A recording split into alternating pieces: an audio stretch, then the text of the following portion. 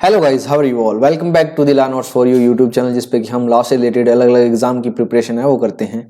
आज की हमारी इस वीडियो में है जो ऑलरेडी हमारी जो सीरीज चल रही है यूजीसी नेट लॉ के एग्जाम के पीवाईक्यू से रिलेटेड, उसके पार्ट 3 में कॉन्स्टिट्यूशन ऑफ इंडिया का जो सब्जेक्ट है उसके जो क्वेश्चंस हैं यूजीसी नेट लॉ में आज तक जितने भी आए हैं 2018 से लेकर के 2024 तक, वो हम डिस्कस कर रहे हैं। तो उसका ये पार्ट 3 है। तो चलिए वीडियो को बिना किसी देरी के शुरू करते हैं। और अगर पहली बार अगर आप इस चैनल पे आए हैं तो इस चैनल को सब्सक्राइब कर लें। और पार्ट 1 और 2 है जो ऑलरेडी चैनल पे अपलोडेड है, और इसके बाद में जो भी क्वेश्चंस बाकी पेंडिंग रह जाते हैं उनके अलग अलग जो पार्ट बनेंगे वो इसी चैनल पे आपको प्लेलिस्ट सेक्शन में है वो मिल जाएंगे, जो कि आप वहाँ पे प्लेलिस्ट सेक्शन से इजीली एक्सेस कर सकते हैं। तो चलिए बिना किसी देरी के वीडियो को शुरू करते हैं। इस वीडियो का सबसे पहला क्वेश्चन और सीरीज का क्वेश्चन नंबर 21।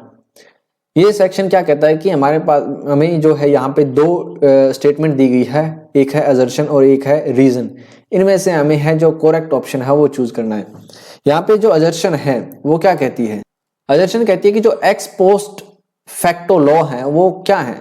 ये वो लॉ है जो कि वॉइड कर देते हैं या फिर पुनिश करते हैं एक ऐसे एक्ट को जो कि जब वो किया गया था, यानी कि जब उस एक्ट को किया था तो उस टाइम वो क्या था, लॉफुल था, लेकिन किसी नए लॉ की वजह से उस बैक जो लॉ है, जो एक्ट है जिसको हमने कर दिया है, उसको क्या कर देता है, ये पुनिश या अवॉइड कर देता है। मान लीजिए हमने कोई ऐसा एक्ट किया जो कि उस टाइम लॉफुल था, वैलिड था, बट नया लॉ हो गया, उसके बाद में उसको अवॉइड कर दिया।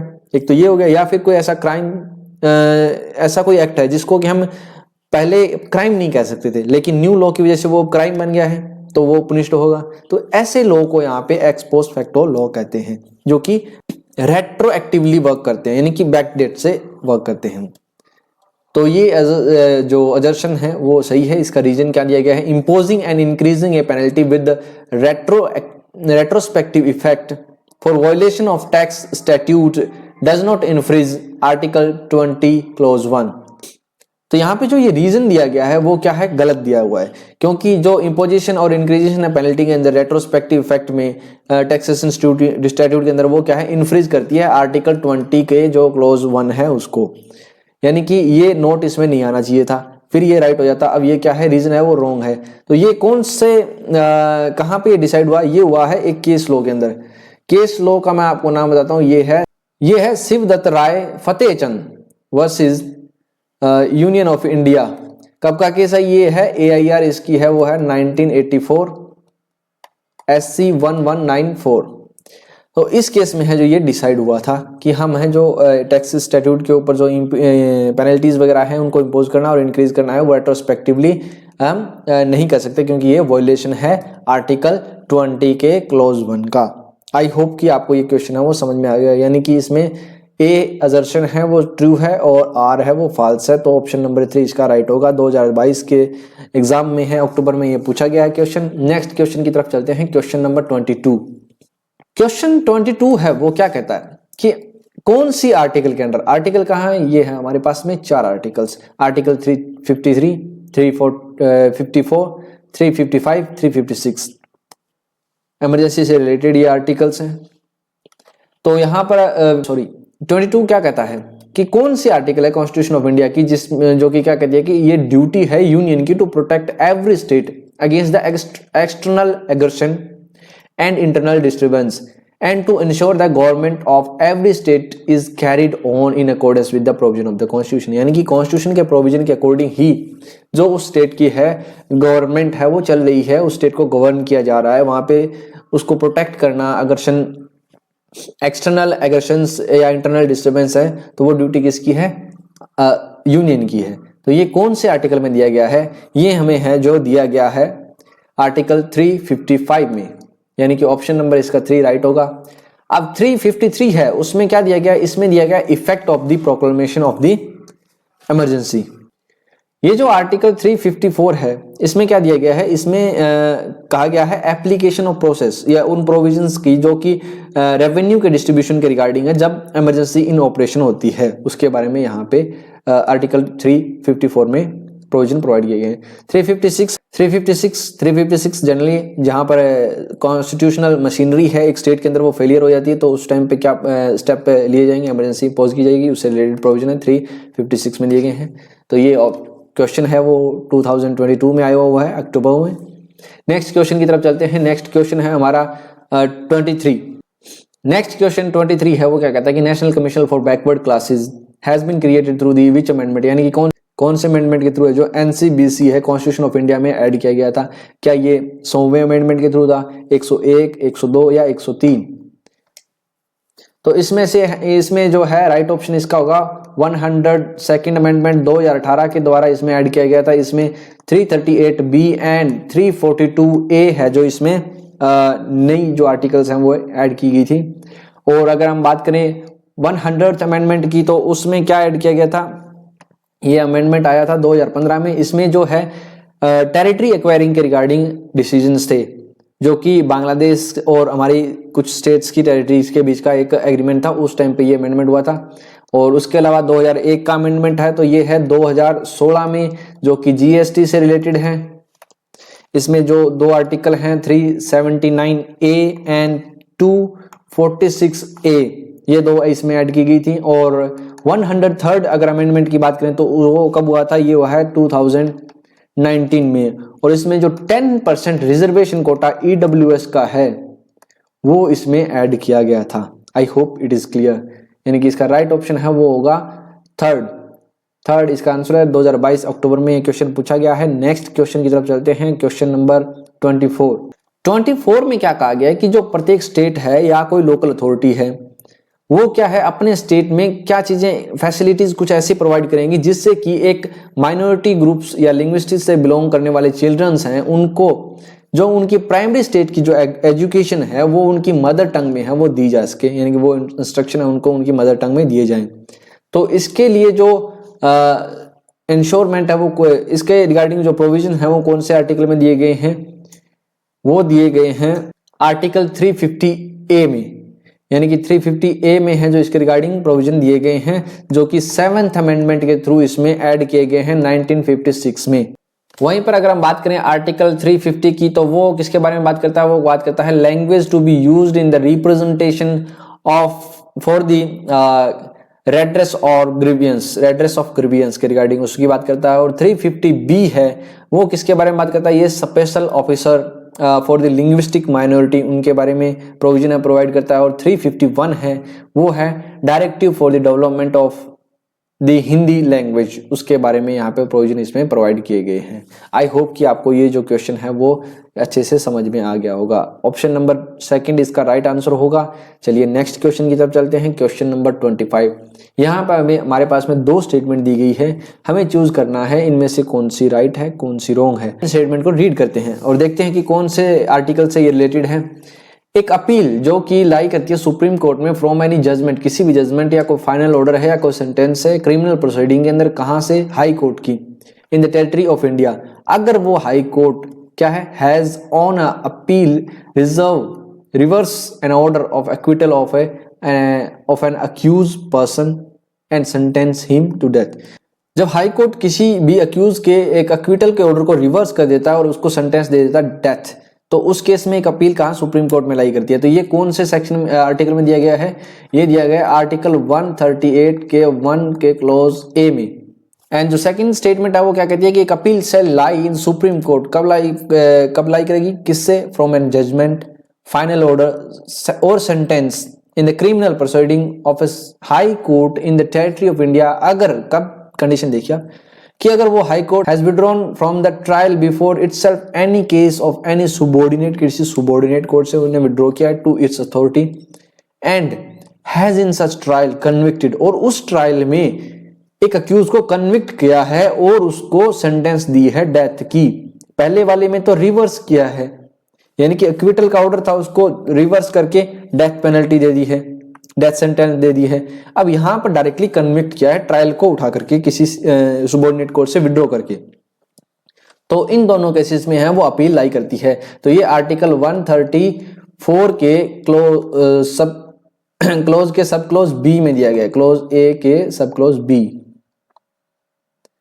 आई होप कि आपको ये समझ में आ गया होगा, यानी कि दोनों के दोनों स्टेटमेंट है वो राइट है। तो ऑप्शन नंबर 1 इसका राइट आंसर हो जाएगा।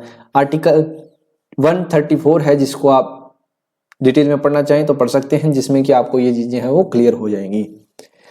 चलिए नेक्स्ट क्वेश्चन की तरफ चलते हैं। Question number 26। क्वेश्चन नंबर 26 क्या कहता है कि जो कॉन्स्टिट्यूशन ऑफ इंडिया में जो प्रिंसिपल है रूल ऑफ लॉ, वो कौन से आर्टिकल में दिया गया है? क्या वो आर्टिकल 14 में है, क्या 32 में है, 26 टू 27 में है? तो ये दिया गया है हमें रूल ऑफ लॉ आर्टिकल 14 में, यानी कि right equality before the law. 32 आपको पता है रिट से रिलेटेड है, remedies for the enforcement of the fundamental right, जिसमें रिट इशू होती हैं पार्ट 3 के अंदर, जो भी फंडामेंटल राइट है उनको एनफोर्स करवाने के लिए सुप्रीम कोर्ट की पावर है। वहीं पर अगर 226 की बात करें तो वो हाई कोर्ट की पावर है रिट इशू करने की। एंड अगर 227 की बात करें तो ये है power of superintendence over the subordinates court by the high court. High court के द्वारा सुपरिटेंडेंट जितने भी सुबॉर्डिनेट कोर्ट्स हैं उनके ऊपर सुपरिटेंडेंट्स की पावर। तो यहाँ पे ऑप्शन नंबर 1 है वो राइट आंसर हो जाएगा। ये 2022 अक्टूबर में आया हुआ क्वेश्चन है। नेक्स्ट क्वेश्चन 27, इसमें क्या कहा गया है कि जो आर्टिकल 338 है उसका क्लोज 5 है, उसमें जो national commission for scheduled caste है उसके पास में क्या कोई पावर है कास्ट सर्टिफिकेट इश्यू करने की? क्या उसको रिवोक करने की पावर है? क्या उसकी वैलिडिटी को डिसाइड करने की पावर है या नहीं है? सिंपल सी बात है, as per the article 338 close 5 के अकॉर्डिंग यहाँ पे उसके पास में कोई ऐसी पावर नहीं है, तो इसलिए ऑप्शन नंबर 4 इसका राइट आंसर हो जाएगा। नेक्स्ट क्वेश्चन है 28। यहाँ पर हमें 2 स्टेटमेंट दी गई है असर्शन और रीजन के तौर पे, हमें बताना है कौन सी इसमें राइट है और कौन सी इसमें रॉन्ग है। तो असर्शन है वो क्या कहती है कि जो प्रेसिडेंट ऑफ इंडिया है वो क्या है, मेयर एक कॉन्स्टिट्यूशनल हेड है। अगर आपने कॉन्स्टिट्यूशन थोड़ा बहुत पढ़ा है तो आपको पता होना चाहिए कि हमारे जो प्रेसिडेंट हैं इंडिया के वो मेयर एक कॉन्स्टिट्यूशनल हेड ही होते हैं, केवल कॉन्स्टिट्यूशनल हेड। और जो पार्लियामेंट्री फॉर्म ऑफ गवर्नमेंट है उसमें जो प्राइम मिनिस्टर है वो क्या है, हेड ऑफ द गवर्नमेंट, यानी कि PM head of the government है पार्लियामेंट्री फॉर्म के अंदर। तो दोनों की दोनों ही जो स्टेटमेंट है या असर्शन है रीजन है वो ट्रू है। तो क्या, तो यहाँ पर 2 है जो ऑप्शन है उनमें स्टेटमेंट है वो ट्रू आ रही हैं दोनों। लेकिन यहाँ पे एक चीज है, करेक्ट एक्सप्लेनेशन क्या है जो आर है एक ही नहीं, करेक्ट एक्सप्लेनेशन जैसा कुछ नहीं है, ये दोनों अलग अलग स्टेटमेंट है जस्ट। तो यहाँ पे ऑप्शन नंबर 2 है वो क्या हो जाएगा, इसका राइट आंसर हो जाएगा। आई होप कि it is clear. Now question number 29। यहाँ पे फिर से हमारे पास 2 स्टेटमेंट है। पहले यहाँ पे जो यूजीसी नेट लॉ के एग्जाम में हैं जो अक्सर स्टेटमेंट वाले क्वेश्चन है बार बार पूछे जाते थे, तो एक बार फिर से हमारे पास 2 स्टेटमेंट है, इनमें से बताना है हमें कौन सी करेक्ट है और कौन सी नहीं है। तो सबसे पहली स्टेटमेंट है उसमें क्या कहा है कि जुडिशियल रिव्यू में इर्रेशनलिटी का मतलब क्या है? इर्रेशनलिटी क्या है? इर्रेशनलिटी मतलब कि जो डिसीजन है वो ऐसे मतलब आउटरेज है in its deficiency of logic और acceptance of moral standard that a sensible person could have arrived at such decision.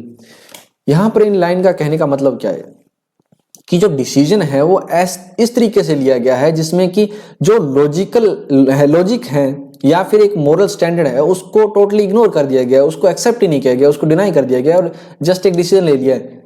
अगर वहां पर एक कोई सेंसिबल नॉर्मल व्यक्ति भी ऐसा कोई डिसीजन लेता है तो वो उस सारी चीजों को वहां पर कंसीडर करता है। तो इस तरीके से कोई अगर डिसीजन लिया जाता है तो उसको इर्रेशनल डिसीजन है वो कहा। सेकंड स्टेटमेंट क्या कहती है कि जो जुडिशियल रिव्यू है उसमें जो अनरीजनेबलनेस है उसका क्या मतलब है? इसका मतलब है कि या तो जो फैक्ट है do not want the conclusion reached by the authority, या फिर जो डिसीजन है वो पार्शली या अनइक्वली इन इट्स ऑपरेशन, यानी कि जो अथॉरिटी के द्वारा कंक्लूजन लिया गया है उसमें जो फैक्ट है वो नहीं मेंशन किए गए, या फिर जो पार्शल हैं आधे अधूरे लिए गए हैं, या फिर अनइक्वल लिए गए हैं, उसमें इक्वालिटी वगैरह का कुछ ऑपरेशन में मतलब जो डिसीजन फैक्ट जो सारे कंसीडर करके जो डिसीजन लिया जाता है उसमें वो कंसीडर नहीं किए गए प्रॉपर वे में, तो उस चीज को उस तरीके से लिए गए डिसीजन को यहाँ पे अनरीजनेबल डिसीजन या ऑर्डर कहा जाता है। आई होप कि ये आपको क्लियर है। तो इसका ऑप्शन दोनों की दोनों स्टेटमेंट है वो करेक्ट है, तो ऑप्शन नंबर 1 है वो इसका राइट होगा। I hope it is clear. Next question की तरफ चलते हैं, क्वेश्चन नंबर 30।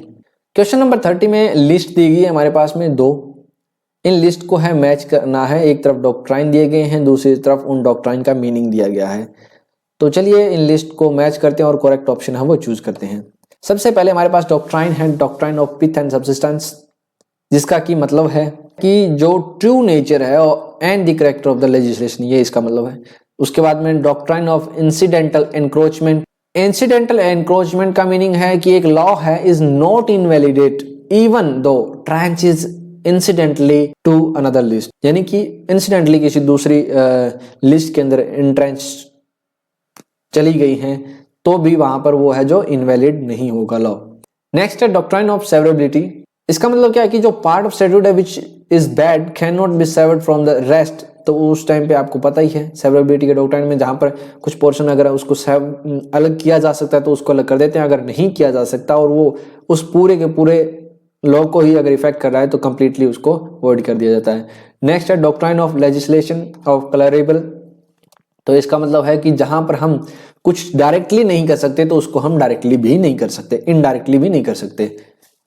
हाँ, अगर हम डायरेक्टली कर सकते हैं, किसी लेजिस्लेशन को पास कर सकते हैं, बना सकते हैं, तो उसको इनडायरेक्टली भी कर सकते हैं। मतलब ऐसा नहीं है कि आप सीधे रास्ते से जा रहे हैं, वहां पे आपको रोका जा रहा है, लेकिन आप किसी दूसरे रास्ते से आ रहे हो, यानी कि इनडायरेक्ट वे से कहीं से आ रहे हो, तो वो यहाँ पर पॉसिबल नहीं होगा।